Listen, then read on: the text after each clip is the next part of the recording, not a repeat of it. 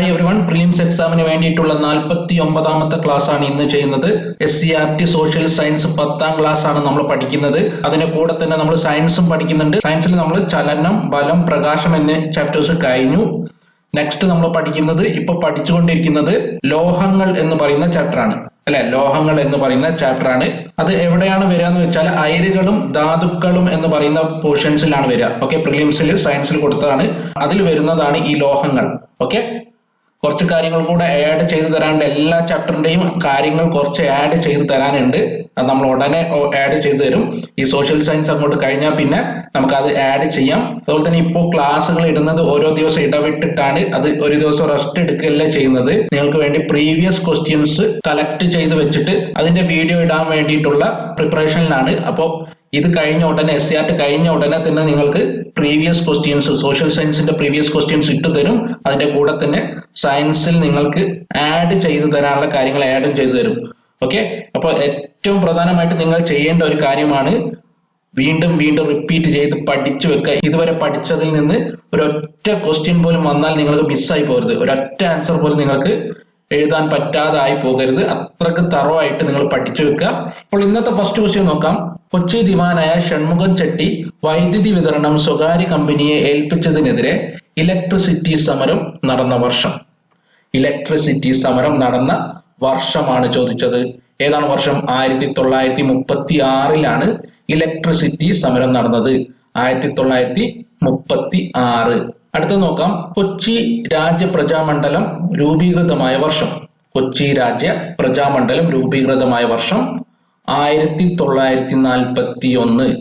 1941 കൊച്ചി രാജ്യ പ്രജാമണ്ഡലം രൂപീകൃതമായത്. കൊച്ചി രാജ്യ പ്രജാമണ്ഡലത്തിന് നേതൃത്വം നൽകിയവരിൽ പെടാത്തത് ആര്? ആരൊക്കെയാണ് കൊടുത്തത്? Panampilly Govindan Menon, E Ikkandan Warrier, K Ayyappan, PK Kunju. ഇതിൽ ആൻസർ എന്താണ്? PK കുഞ്ഞാണ്. ബാക്കി 3 പേരും കൊച്ചി രാജ്യ പ്രജാമണ്ഡലത്തിന് നേതൃത്വം നൽകിയവരിൽ പെട്ടതാണ്.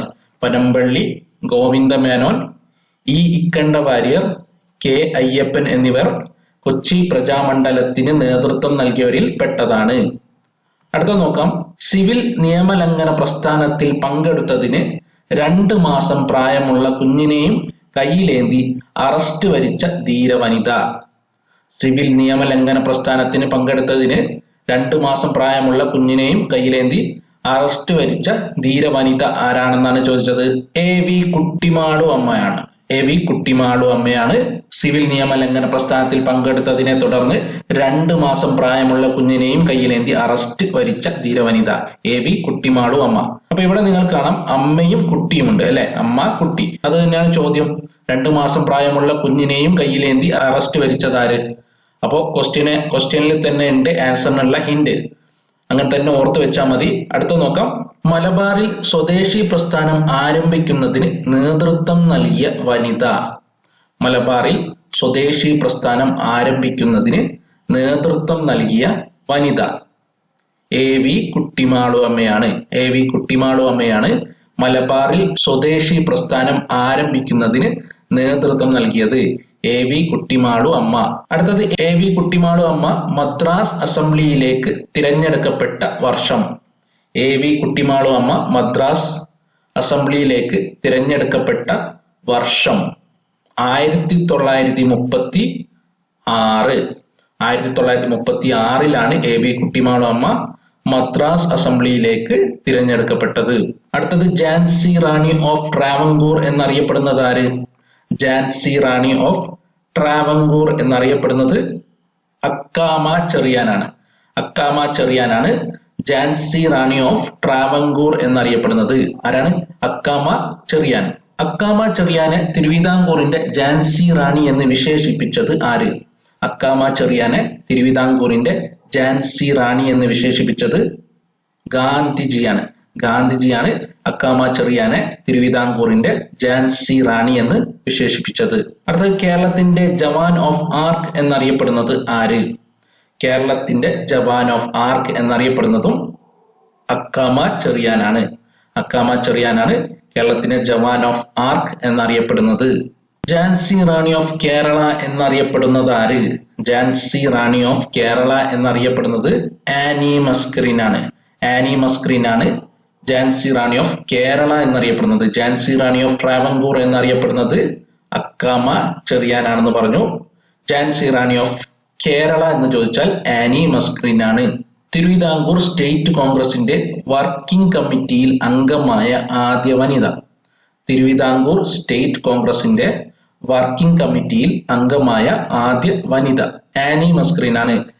ഝാൻസി റാണി ഓഫ് കേരള എന്നറിയപ്പെടുന്ന ആനി മസ്കറിൻ ആണ് തിരുവിതാംകൂർ സ്റ്റേറ്റ് കോൺഗ്രസിന്റെ വർക്കിംഗ് കമ്മിറ്റിയിൽ അംഗമായ ആദ്യ വനിത ആനി മസ്കറിൻ. കോൺസ്റ്റിറ്റ്യൂട്ട് അസംബ്ലിയിലെ തിരുവിതാംകൂറിൽ നിന്നുള്ള ഏക വനിതാ പ്രതിനിധി. കോൺസ്റ്റിറ്റ്യൂട്ട് അസംബ്ലിയിലെ തിരുവിതാംകൂറിൽ നിന്നുള്ള ഏക വനിതാ പ്രതിനിധി ആനി മസ്കറിൻ ആണ്. ആനി മസ്കറിൻ ആണ് കോൺസ്റ്റിറ്റ്യൂട്ട് അസംബ്ലിയിലെ തിരുവിതാംകൂറിൽ നിന്നുള്ള ഏക വനിതാ പ്രതിനിധി. ലോകസഭാ മെമ്പറായ ആദ്യ മലയാളി. ലോകസഭാ മെമ്പറായ ആദ്യ മലയാളി ആനി മസ്കറിൻ. ആനി മസ്കറിൻ ആണ് ലോകസഭാ മെമ്പറായ ആദ്യ മലയാളി ആനി മസ്കറിൻ.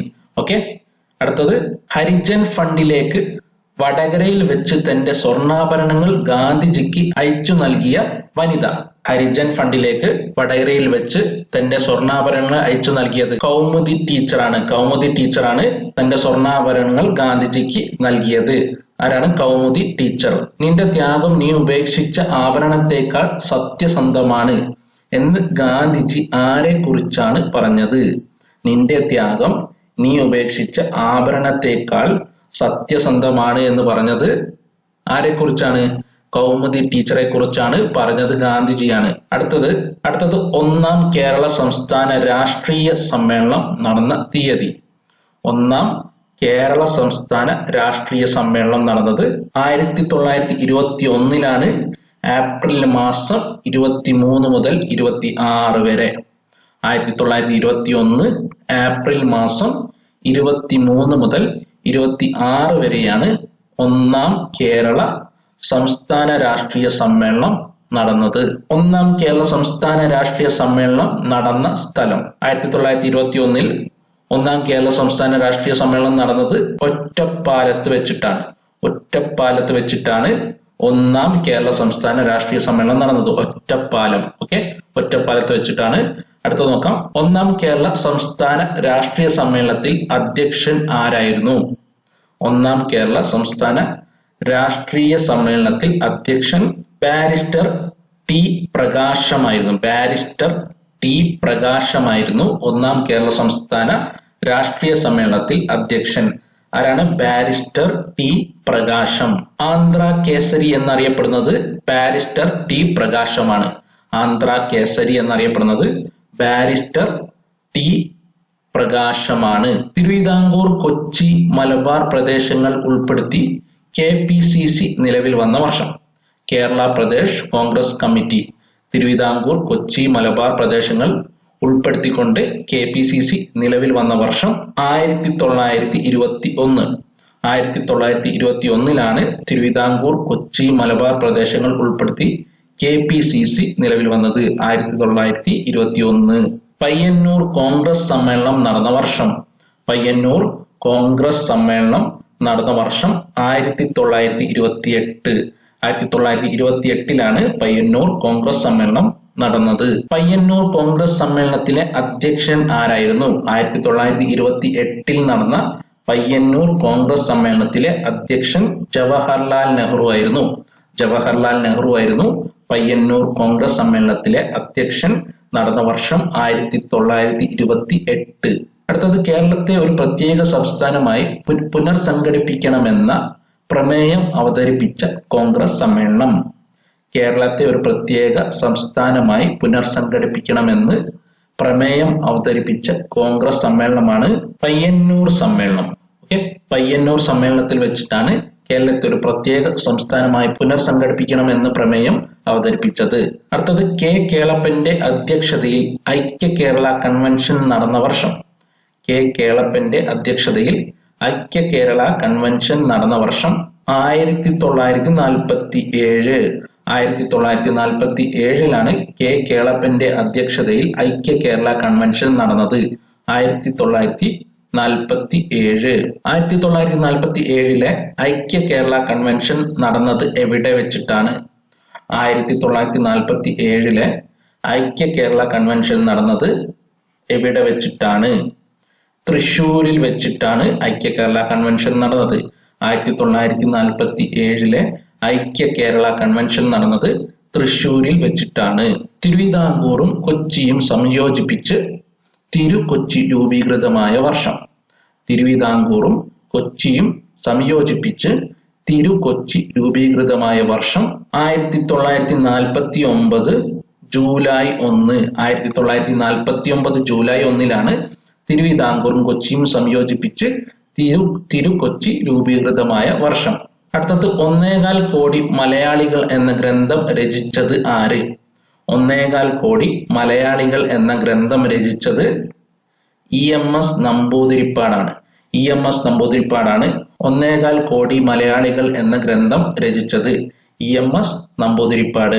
കേരളം രൂപീകൃതമായ വർഷം. കേരളം രൂപീകൃതമായ വർഷം 1956 നവംബർ 1. കേരളം രൂപീകൃതമായ വർഷം 1956 നവംബർ 1. അടുത്തത് ഐക്യ കേരള പ്രതിജ്ഞ എഴുതിയത് ആര്? ഐക്യ കേരള പ്രതിജ്ഞ എഴുതിയത് NV കൃഷ്ണവാര്യറാണ്. NV കൃഷ്ണവാര്യറാണ് ഐക്യ കേരള പ്രതിജ്ഞ എഴുതിയത്. NV കൃഷ്ണവാര്യർ. 34ാമത്തെ ക്വസ്റ്റ്യൻ. കേരള സംസ്ഥാനം രൂപീകൃതമായപ്പോൾ കർണാടകത്തിന്റെ ഭാഗമായിരുന്ന ഏത് താലൂക്കാണ് കേരളത്തോട് കൂട്ടിച്ചേർത്തത്? ഏതാണ്? ഹോസ്ദുർഗ് ആണ്. ഹോസ്ദുർഗ് കർണാടകത്തിന്റെ ഭാഗമായിരുന്നു. അത് പിന്നീട് എന്ത് ചെയ്തു? കേരളത്തിന്റെ കൂടെ കൂട്ടിച്ചേർത്തു. അതുപോലെ തന്നെ കാസർഗോഡ് താലൂക്കും ഉണ്ട്. ഓക്കെ, ഹോസ്ദുർഗ് താലൂക്ക് അതുപോലെ തന്നെ കാസർഗോഡ് താലൂക്കും കേരള സംസ്ഥാനം രൂപീകൃതമായപ്പോൾ കർണാടകത്തിന്റെ ഭാഗമായിരുന്നു. അത് പിന്നീട് കേരളത്തോട് കൂട്ടിച്ചേർത്തു. നെക്സ്റ്റ് നോക്കാം.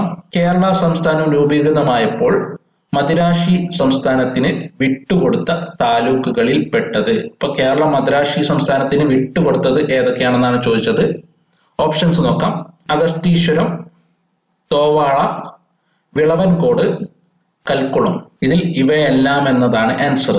ഇവയെല്ലാം അഗസ്തീശ്വരം, തോവാള, വിളവൻകോട്, കൽക്കുളം എന്നീ താലൂക്കുകൾ കേരള സംസ്ഥാനം രൂപീകൃതമായപ്പോൾ മദിരാശി സംസ്ഥാനത്തിന് വിട്ടുകൊടുത്തു. ഹോസ്ദുർഗ് കർണാടകത്തിന്റെ ഭാഗമായിരുന്നു. അത് കേരളത്തിന്റെ ഭാഗമായി. എന്നാൽ ഈ 4 സ്ഥലങ്ങളും എന്തായി? മദിരാശിയുടെ ഭാഗമായി. അപ്പൊ ഇത്രയും ക്വസ്റ്റ്യൻസ് ആണ് ഇന്ന് പഠിക്കുന്നത്. ബാക്കി ക്വസ്റ്റ്യൻസ് നമുക്ക് നാളെ പഠിക്കാം. അതുപോലെ തന്നെ നിങ്ങൾ സയൻസിൽ പഠിക്കാനുള്ള കാര്യങ്ങൾ, ലോഹങ്ങൾ എന്ന് പറയുന്നതിന്റെ ഒരു വീഡിയോ കഴിഞ്ഞ ക്ലാസ്സിൽ പഠിക്കാൻ വേണ്ടി തന്നിരുന്നു. ബാക്കി വീഡിയോസ് ഇന്ന് പഠിക്കാനുള്ളതിന്റെ ലിങ്ക് താഴെ ഡിസ്ക്രിപ്ഷനിൽ കൊടുക്കാം. അതുപോലെ തന്നെ ഇതെല്ലാം പ്രാക്ടീസ് ചെയ്യാനുള്ള ലിങ്കും ഡിസ്ക്രിപ്ഷനിൽ കൊടുക്കുന്നുണ്ട്. ആ വെബ്സൈറ്റിൽ പോയിട്ട് നിങ്ങൾക്ക് ഇതെല്ലാം പ്രാക്ടീസ് ചെയ്യാവുന്നതാണ്. ഇതുവരെ പഠിച്ചിട്ടുള്ള കാര്യങ്ങളെല്ലാം നിങ്ങൾ കൃത്യമായിട്ട് പഠിച്ചു വെക്കുക. അപ്പോൾ നമുക്ക് നെക്സ്റ്റ് ക്ലാസ്സിൽ കാണാം. താങ്ക്